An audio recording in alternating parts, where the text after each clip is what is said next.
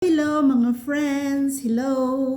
Alam mo, ma-share ako sa inyo which is pertaining money. No? Alam mo naman, money, mainit ang pera. Mainit ang pera sa atin. So, may share ako sa inyo. Yun.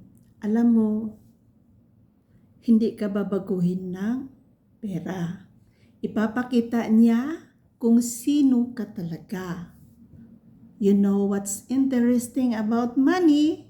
It doesn't really change people.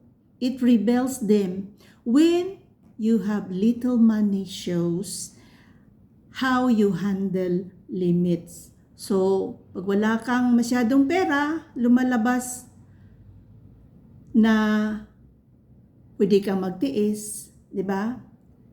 Nagre-reklamo ka dito, reklamo ka doon. Pero, you need to tiis. Magtiis ka, di ba? Matuto ka magkaroon ng limitation, di ba? Huwag ka mangutang. Kung magkano lang yung sweldo mo, i-budget mo, di ba? Para mayroon kang sunod, may pang tustos ka sa mga pangangailangan mo. Di ba? Kung marami ka namang pera, doon mo makikita kung magiging generous ka ba or magiging greedy ka. Ibig sabihin, mapagbigay.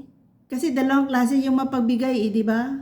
Bigay ka lang ng bigay, di ba? So, yung iba, bigay ka ng bigay, yung iba ay nasanay na. Or magiging madamot ka. No? Kung may pera ka, magiging madamot ka, which is not good, which is not good. Diba? Blessing always, yan ang kasabihan na, always count your blessing. Diba? Always count your blessing. Ganon. So, mayroong madamot, pag may pera. So, sa akin, hindi maganda yun, di ba? Ano lang naman tayo dito, hiram lang yung buhay natin sa mundo. So, pag meron tayo, i-share natin. Dahil hindi natin alam, minsan may blessing na dumadating na hindi natin nakikita. Di ba? Oh. So, minsan, may pagkakataon na nangyayari talaga ito, real talk ito. In all scenes and happen in families. So, yon yung maliit na utang, naging dahilan ng tampuhan minsan, di ba? So, alam mo naman na may utang ka, dapat kusa ka na magbabayad, hindi na kailangan na singilin ka. Kasi, pareho sa akin, pag may utang ka, magkusa ka magbayad. Hindi ako yung type ng tao na naniningil. Hindi ako naniningil. Oh. Pero pag ikaw alam mo na may utang ka, magbayad ka. Kung ano man yung hiniram mo, bagay man o pera, bayaran mo kasi hiram yun. Iba yung hiram, iba yung bigay. Okay? Nagkaintindihan tayo dyan, di ba? So, minsan yun na yung mga dahilan ng mga tampuhan. Yung mana, naging dahilan ng gulo. So, salamat kasi wala kaming minana sa magulang namin. But, I'm always grateful for our parents, kasi yung values, good values na hinabili nila sa amin, yun ang hindi namin makalimutan. So, yun. Yung iba, yung kunting pag-aasinso, naging dahilan para makalimutan yung mga tao noon na tumulong. Diba? But, let's be real, no? Maging sa totoong buhay, sa realidad na yung pera hindi makapagpabago yung pera. 'Di ba? Nagiging maskara. Nagiging maskara lang ang pera, no? parang salamin, di ba? Parang siya salamin na may pera ka na. So, dalawang klase yun, di ba? Kung mabuti kang tao, gagamitin mo yan para makatulong sa nangangailangan. So, pero kung mayabang ka, gagamitin mo yung pera para maipagmayabang ka na sabihin mas mataas ka sa kanila. 'Di ba? 'Yun ang hindi maganda. Naging mas mataas ka sa kanila kasi mapera ka na. So, you can demand everything, Galit-galitan ka dyan. No? I don't care. 'Di ba?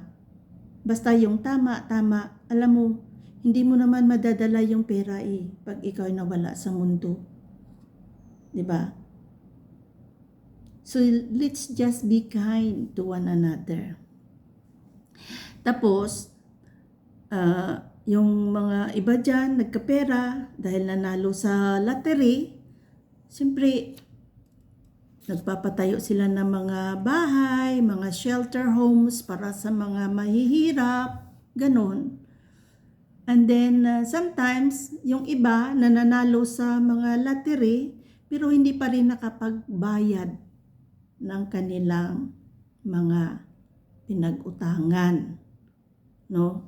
Yung iba dyan, pumunta na sa ibang lugar, nakalabas na ng Pilipinas, pero parang hindi rin nila naalala yung pinagkakautangan nila. So, bato-bato sa langit wag lang magalit, wala ako pinaparinggan. Ito lang ay parang aral, no? Naging aral ito sa nakilala ko, no? Na sinishare niya sa akin yung problema niya. Yun. So, tandaan nyo, habang buhay, pag buhay tayo, makikita natin yung pera, no? Pero pag namatay tayo, may pera ka man, daan-daan man, sako-sako man yung pera, hindi mo madadala yan. No? Kasi sabihin ni San Pedro, bumaba ka muna doon at ipamigay mo yung pera mo. Tama? Diba?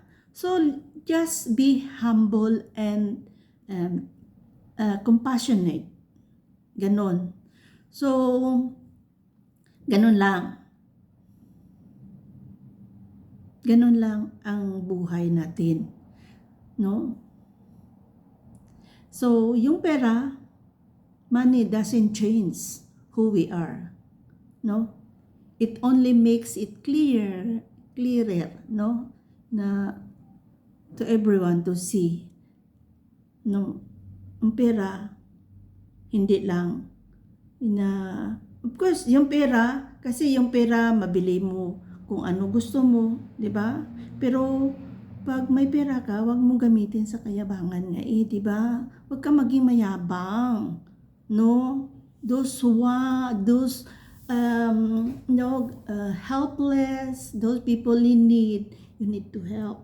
Kung meron ka, kung gusto mo, dahil yan ang isa sa mga tinatawag natin na compassion na tinatawag natin. So, minsan,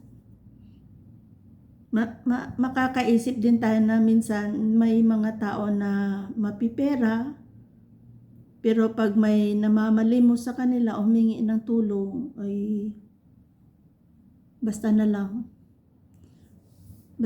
sasabihin, ay wala. Pero pag wala talaga, di ba? Pero pag alam naman nila na nakakaluwag ka, okay lang, di ba? So, ako naranasan ko din di ba? Naranasan ko din nung ako'y wala, pero tiniis ko talaga, nagtiis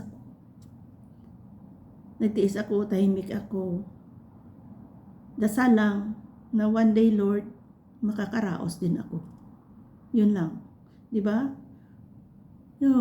So, yung pera, tandaan natin na character is proven on how we treat people.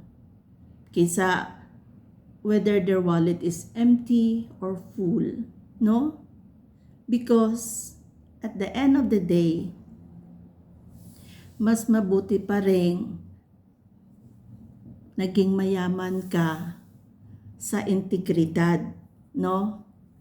Kaysa mayaman ka sa pera pero bankrupt ka sa values na tinatawag, di ba?